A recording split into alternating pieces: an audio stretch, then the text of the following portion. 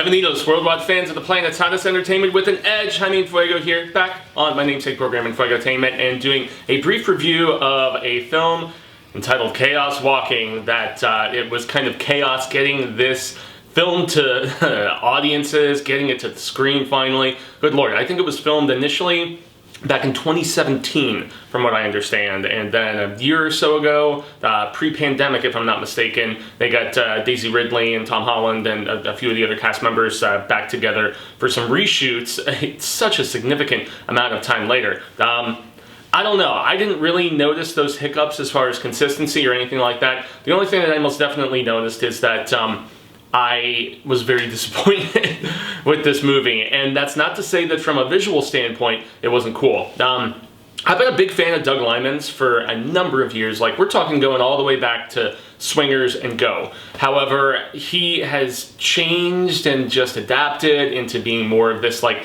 big budget sort of dude, you know? I mean, he did stuff like Jumper with Hayden Christensen, and then he did Live, Die, Repeat, or Edge of Tomorrow, whatever the hell they switched the title with that one a few different times, and then Mr. and Mrs. Smith. I mean, so after initially being more, dare I say, kind of like a Kevin Smith, Richard Linklater, sort of, you know, telling these more intimate personal stories, he has segued into this bigger budget fare.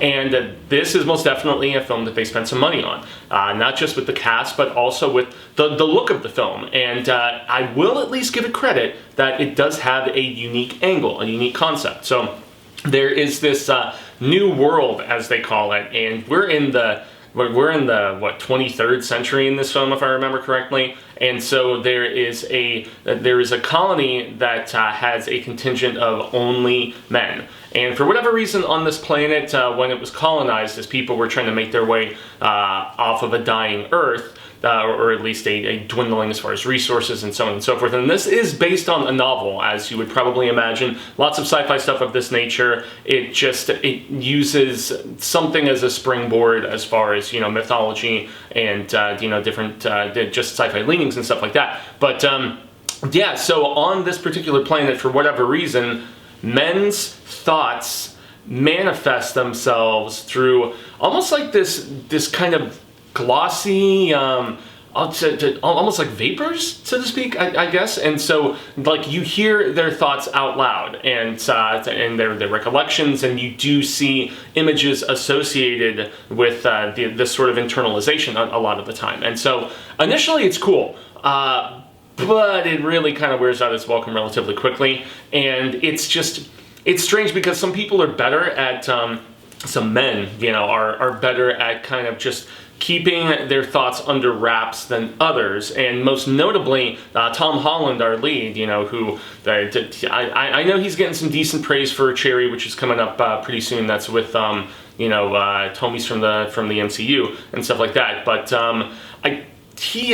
he's okay in this, and just like Daisy Ridley, who is a woman who crash lands on this planet. They were there kind of to survey and perhaps, you know, like join whatever colonies that are there. And I'm not going to spoil stuff specifically, but you do see in the trailer that Tom Holland has never seen a girl before, and so there's that whole dynamic. And you would probably think, if there is a large contingent on this planet that have no women of any kind anymore, there's going to be a conflict of interest. She is going to be a hot commodity, and it turns into its own thing. But really, just the whole novel aspect of the thought manifestation sort of thing, like, Tom Holland is like thinking a million miles a minute for whatever goddamn reason. And I don't know if I'm just like a little bit softer in my old age or whatever, but even in my youngest years, I don't think I was contemplating at such a rapid-fire rate that his character does. And I mean, even all of the other you know, male characters that are in this colony that he's on, and you've got an all-star cast in this, man. You've got Mads fucking Mikkelsen in this, dude. You've got Damien Bichir, I believe, is like kind of the surrogate father for Tom Holland's character, and obviously the aforementioned Tom and Daisy, who are big-time commodities in their own right, thanks to the two most recent Spider-Man films that Sony co-produced with Marvel. And then also, you know, Daisy with that the sequel trilogy. So, I mean, these are big time names. And then for whatever reason, you've got one of the Jonas Brothers in this. I didn't even know if Will acted, but he's pretty terrible in this.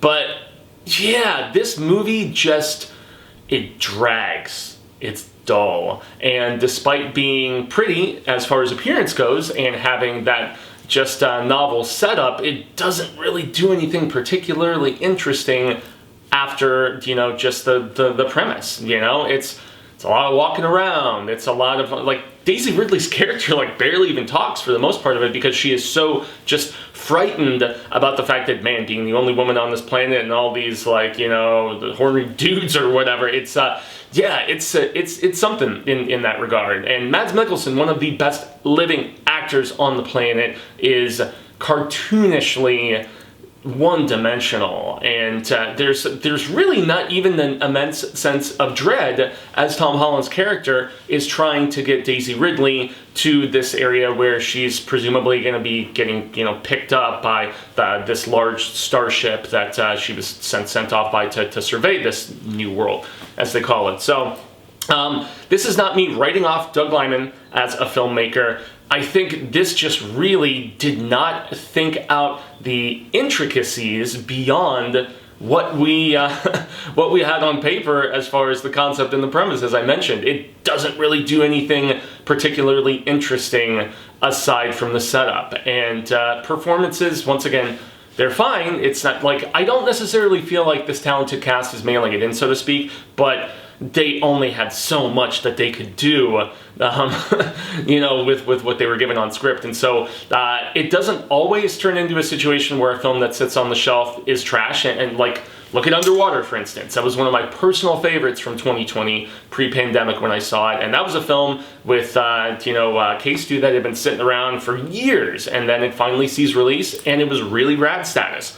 Unfortunately, this film, Chaos Walking, is more so of what you would expect from a movie that was like pulling teeth to finally get released to audiences. I mean, one of the few aspects of it that I enjoyed was the fact that I was back in a theater, and this was my first time seeing something on IMAX since, you know, the Rona 19 started becoming a thing. And so, yes, I was probably a little bit more forgiving of this movie because of the fact that I saw it on this beautifully ginormous screen, and the sound was terrific, but it just didn't really have much to say or do. So, I mean, yes, it's almost like when you go on a roller coaster and it feels a little lackluster, you know, you're like, yeah, I'm glad I did it, but was it really that enjoyable of an experience? That's the example that I'm gonna leave y'all with. So this is most definitely not something to go and spend a large sum of your Skrilla to go out and watch. I reignited my AMC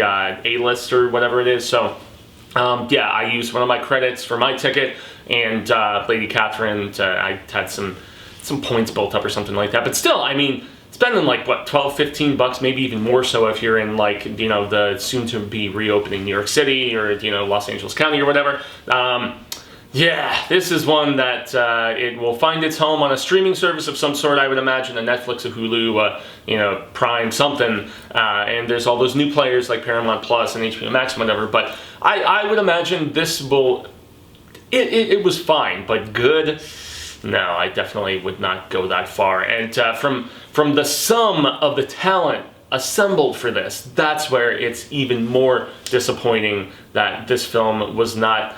It didn't live up to the potential of all of the talent assembled on paper. So if I'm going to give this a rating, unfortunately, I'm not going to go as far as saying it's Feo. It's not a 1-star, 1 Fuego Fireball ugly, but this is definitely 2 out of 5. This is malo. This film was kind of bad. So that's the rating that I am going to give it. So I extend the grande gracias of Jaime En Fuego. You can find more on all social media sectors like Twitter, Instagram, Facebook, obviously here on YouTube, where the like, share, subscribe stuff means a hell of a lot. And if you go to my letterbox, just like my moniker, Jaime En Fuego, you can see my ratings of all of the stuff that I have watched, not just this year thus far, but also everything from 2020, 2019, and there is a public list now of my 20 favorite films of 2020, and a couple honorable mentions are chilling there as well. So yeah, guys, if you like spectacular stuff, definitely jump over to youtube.com/The Horror Show channel. That is my main YouTube destination, where we've got the,